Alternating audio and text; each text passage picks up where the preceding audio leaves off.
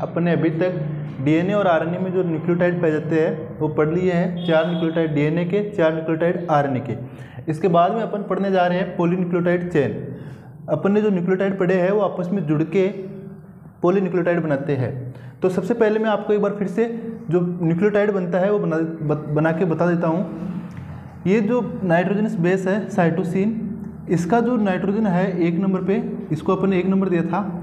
इस 1 नंबर पे जो नाइट्रोजन है इसका हाइड्रोजन, और जो शुगर है पेंटो शुगर, उसके जो 1 नंबर पे जो हाइड्रोक्सिल ग्रुप है उसका OH, ये दोनों मिलके यहाँ से H2O निकाल देते हैं और यहाँ पे एन ग्लाइकोसिडिक बॉन्ड बन जाता है। और ये जो स्ट्रक्चर बनती है इसको अपन ने न्यूक्लियोसाइड नाम दिया था। उसके बाद में अपन ने देखा कि जो शुगर है उसकी जो 5 डेज पे हाइड्रोक्सिल ग्रुप है वो, और जो फॉस्फेट का H है वो दोनों मिलके यहाँ पे फॉस्फोएस्टर बॉन्ड बनाते हैं। इसको अपन फॉस्फोएस्टर बोल रहे हैं। आगे अपन एक बॉन्ड और पढ़ेंगे फॉस्फोडाइएस्टर, जिससे 2 न्यूक्लियोटाइड आपस में जुड़ते हैं। इसके बाद में ये एक न्यूक्लियोटाइड हो गया, अपन एक दूसरा न्यूक्लियोटाइड और बनाते हैं, फिर उन दोनों न्यूक्लियोटाइड को किसी बॉन्ड के द्वारा आपस में जोड़ेंगे। ये दूसरा नाइट्रोजन बेस है एडेनिन। इसमें जो नाइट्रोजन है इसको अपन ने 9 नंबर दिया था।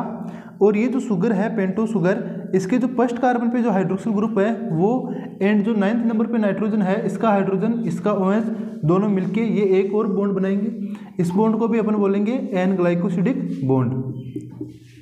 ये क्या हो गया, एक दूसरा न्यूक्लियोसाइड हो गया। एंड इसके बाद में अपन ने देखा कि यहाँ इसका OH ये एक और फॉस्फोएस्टर बॉन्ड बना लिया। ये दूसरा न्यूक्लियोटाइड हो गया। ये मान लो इसको अपने न्यूक्लियोटाइड नंबर 1 दे दिया। ये दो न्यूक्लियोटाइड है। ये दोनों न्यूक्लियोटाइड आपस में किसी न किसी बॉन्ड के द्वारा जुड़ेंगे।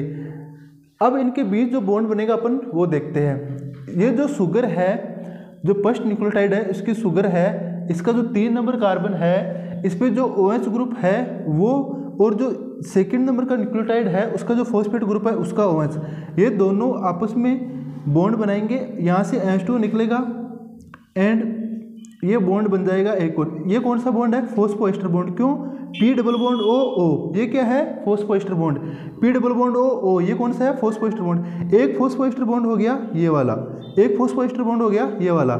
इन दोनों को मिला के बोलते हैं इस बॉन्ड को फॉस्फोडाइएस्टर बॉन्ड।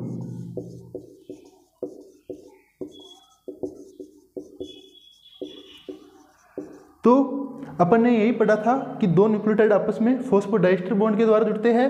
एंड एक न्यूक्लियोटाइड जो इससे जुड़ रहा है, न्यूक्लियोसाइड है ये, जो फॉस्फेट से जुड़ रहा है, इस बॉन्ड को अपन ने बोला था फॉस्फोएस्टर। क्योंकि यहाँ पे सिर्फ एक P डबल बॉन्ड O एक बॉन्ड है। यहाँ पे देखो, आप देखोगे P डबल बॉन्ड O एक बॉन्ड ये है, एक P डबल बॉन्ड O एक बॉन्ड ये है। ये 2 बॉन्ड है, इसलिए इसको बोल दिया फॉस्फोडाइएस्टर बॉन्ड। इसी तरीके से जो मान लो तीसरा न्यूक्लियोटाइड है, ये आपस में यहाँ पे एक फॉस्फोएस्टर बॉन्ड से जुड़ जाएंगे। यहाँ पे नाइट्रोजन बेस मैंने डायरेक्ट लिख दिया। आप इसमें क्या है, शुगर मैंने पर्टिकुलर आपको बताया नहीं है कि शुगर कौन सी है, डीऑक्सीराइबोज है या राइबोज है। अगर ये डीएनए की स्ट्रक्चर होगी तो इसमें डीऑक्सीराइबोज शुगर हो जाएगी, आरएनए की अगर स्ट्रक्चर होगी तो राइबोज शुगर हो जाएगी। साइटोसिन एंड एडेनिन मैंने इसलिए लिए है क्योंकि ये दोनों में पाए जाते हैं, डीएनए में भी पाया जाएगा, आरएनए में भी पाया जाएगा। तो ये न्यूक्लियोटाइड दोनों में कॉमन है। इसके अलावा अब आपको नाइट्रोजन बेस, यहाँ पे आप चाहो तो ग्वानिन ले लो, ग्वानिन लोगे तो भी ये आरएनए डीएनए में ये कॉमन स्ट्रक्चर हो जाएगी। अब मैं आपको आगे बताने जा रहा हूँ, सेम स्ट्रक्चर ऐसे यहाँ पे बनेगी। इसका जो ऊपर वाली शुगर है, इसकी जो 3 डेज कार्बन पे जो OH ग्रुप है वो, और इसका जो हाइड्रोजन है फॉस्फेट ग्रुप का, वो यहाँ पे वापस से फॉस्फोडाइएस्टर बॉन्ड बना लेंगे, है ना। पूरा लिख देता हूँ, फॉस्फोडाइएस्टर बॉन्ड।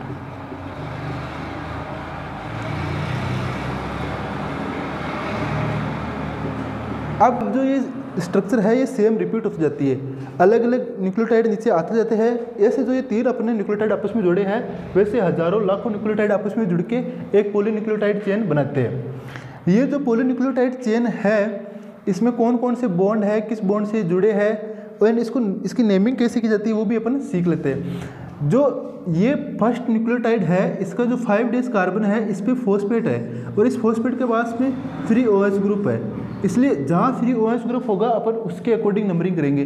तो जो फर्स्ट शुगर है, फर्स्ट जो न्यूक्लियोटाइड है, उस पर जो फॉस्फेट ग्रुप है वो 5 डेज कार्बन पे जुड़ा है, और 5 डेज कार्बन पे जो फॉस्फेट जुड़ा है उसके पास फ्री OH है, इसलिए इसको बोलते हैं 5 डेज एंड। अपन इसके बाद में जब इस स्ट्रक्चर के सबसे एंड में जाएंगे, मान लो ये सबसे एंड वाला न्यूक्लियोटाइड है, इसके पास अपन देखेंगे कि इसके पास 3 डेज पे जो कार्बन है इस पे एक फ्री OH ग्रुप है, इसके कारण इसको देते हैं 3 डेज एंड नाम। तो इस जो पॉलीन्यूक्लियोटाइड श्रृंखला होगी इसको क्या बोलेंगे, 5 to 3 days, 5 days to 3 days। किस बेसिस पे, इस पे 5 डेज पे जो 5 डेज कार्बन पे जो फॉस्फेट है उसके पास OH है, और इस पे जो 3 डेज कार्बन है उस पे जो 3 डेज कार्बन पे OH है, इसके हिसाब से इसको ये नाम दे दिया। अब इसके बीच में कितने भी न्यूक्लियोटाइड हो सकते हैं, सारे न्यूक्लियोटाइड उसकी DNA की लेंथ के हिसाब से होते हैं। अब एक बात और बता दूं, यहाँ पे मैंने कुछ नहीं लिखा 2 डेज पे, अगर 2 डेज पे मैं S लिख दूं तो वो क्या हो जाएगा, यहाँ पे भी S लिख दूं और यहाँ पे भी S लिख दूं तो वो DNA हो जाएगा, और अगर मैं यहाँ H की जगह OH लिख दूं तो वो RNA हो जाएगा। ये एक पॉलीन्यूक्लियोटाइड की स्ट्रक्चर है, ये बहुत ज़्यादा इंपॉर्टेंट है, आपको इसको याद रखना है। हालांकि अब अपन हर बार जब बनाएंगे तब ऐसे नहीं बनाएंगे, आगे जब अपन DNA की स्ट्रक्चर पढ़ेंगे, मान लो ये एक DNA है तो डायरेक्ट अपन यहाँ पे C लिख देंगे, यहाँ पे एडेनिन है तो यहाँ पे A लिख देंगे, मान लो मैंने यहाँ नाइट्रोजन बेस ग्वानिन लिया है तो यहाँ पे G लिख देंगे। और ये इतनी सी जो स्ट्रक्चर है वो अपन को ये सारी स्ट्रक्चर बताएगी कि इसमें क्या क्या है, इसमें सारा ribose, phosphates and nitrogen base पूरा दिखाएगा। ठीक है, आप यहाँ तक पॉलीन्यूक्लियोटाइड श्रृंखला पढ़िए, आगे का अपन बाद में पढ़ते हैं।